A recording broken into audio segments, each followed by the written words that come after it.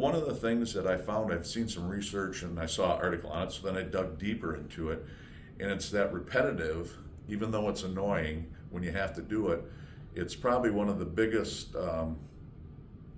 vehicles for safety, because we'll never know it. Nobody's going to come up and say, well, I was out working, I was going to do something stupid, and I remember that video and I didn't do something stupid, so I'm alive. We'll never know that, but that's really a big part of it, is it just becomes so ingrained into their thinking that I think it really does make a difference. And our incident numbers really show it too. How many incidents we had before we started using Safety Made Simple, and where we're at today. And I think that's a big reason why, and especially with the new employees, but also during the yearly training, just to keep everybody updated. In my life,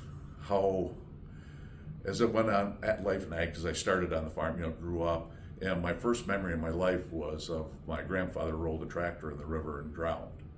So that was sort of my first realization of how dangerous the industry could be.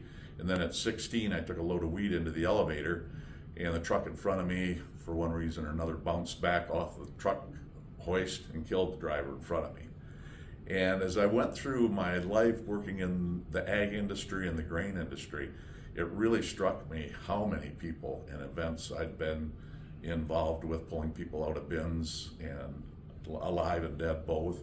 And so anything that we can do, and I'm sort of a safety advocate, I guess, even though I don't have a job, is to stop those, because I've seen the how it affects the families, not just the person that gets hurt or killed, but how much it affects the families, the communities, first responders. So I felt anything we can do to minimize that, and Safety Made Simple is a big part of that.